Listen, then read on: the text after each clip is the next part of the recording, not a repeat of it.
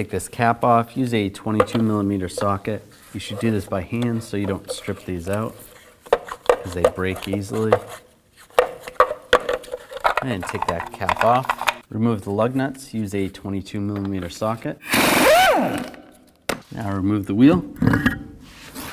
Because you can't get the top caliper bolt out right here because of the leaf springs, we have to take the caliper and the bracket off together.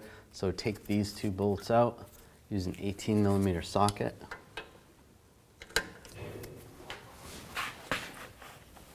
For the top one, you might need a wrench because there's not a lot of clearance.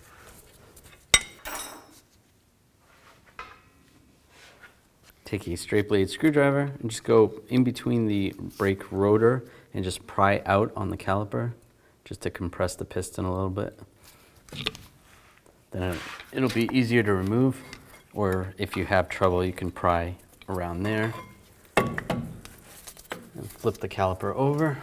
Now we can take these bolts out. Use an 18mm socket. Be careful of the brake hose.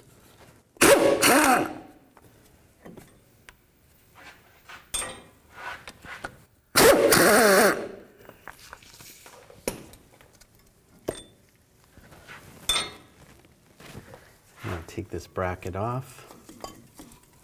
And the brake pads, you can take the pads off the bracket. And just take a brake caliper hanger and just find a place to hang this from.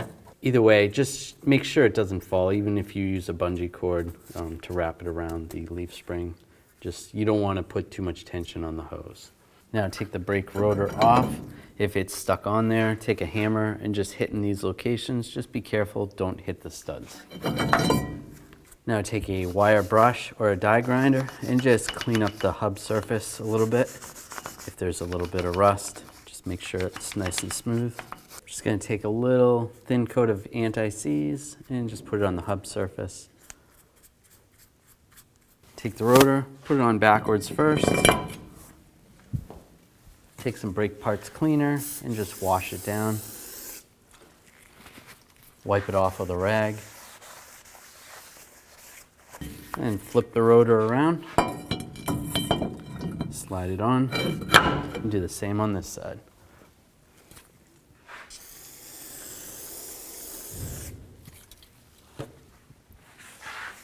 If the parking brake shoes seem a little bit loose or too tight, you can make an adjustment right under here.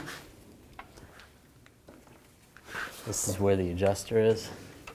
You can either turn it in one direction to make it a little tighter or the opposite direction. Just use a straight blade screwdriver. Or you can use a tool. They actually have tools made for this, but a screwdriver works fine. Now we're going to clean up the caliper bracket. Just use a screwdriver. Take off these pad slides or anti-rattle clips and take a wire brush. Clean up some of the rust right here. And take a little brake caliper grease. Put a nice thin coat. Put the new pad slide on. And put another coat of grease right here, just where the pads are going to slide. And then you can do the same on the other side. Now take the hanger off the caliper and spin it around. Now we need to compress these pistons. You take a caliper piston tool and nice and slow compress the pistons. As you're compressing this, the brake fluid's going through the hoses, through the brake lines, back up into the master cylinder, into the reservoir. Just do it nice and slow. And the caliper bracket pins or caliper slide pins, make sure you clean these up. Use a little brake parts cleaner, wipe it down. Take some brake caliper grease and just give it a nice thin coat. Now we're going to take the caliper bracket, put the pads on, and there's the squealer or the brake warning indicator. For the inboard one, you want the one with just one on it, and the outboard one has it on two. And just double check when you took the brake pads apart and just try to match those. And if you pick the wrong one like this one, the squealer is going to actually hit the bracket. So for this one, I'm going to need to switch to the other pad. And as you can see, now there's room for the squealer on this one. So that's on the inboard pad and the outboard pad with the two.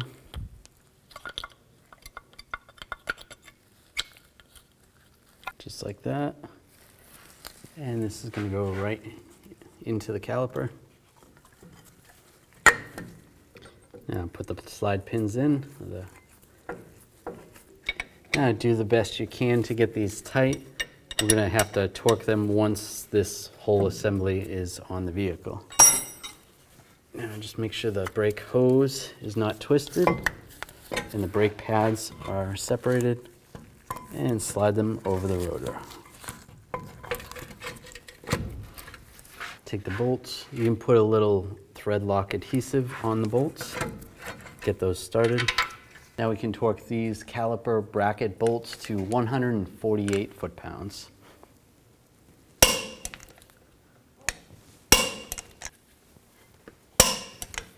And the caliper themselves, torque those to 80 foot-pounds. And for the top bolt, do the best you can. It's kind of hard to fit the torque wrench in there. Now I'll put the tire back on.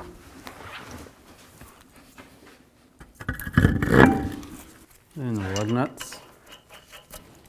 Now I'm going to torque the lug nuts to 140 foot-pounds in a cross pattern to tighten the wheel down evenly.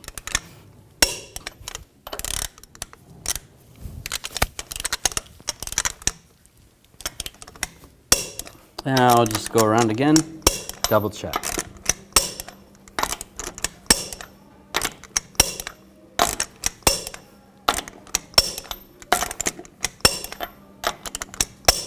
Now take the center cap, line it up, and just take the socket and do this by hand and just snug these up. After you're done, make sure you pump the brake pedal nice and slow. There's going to be a little bit of an air gap between the caliper piston and the brake pads.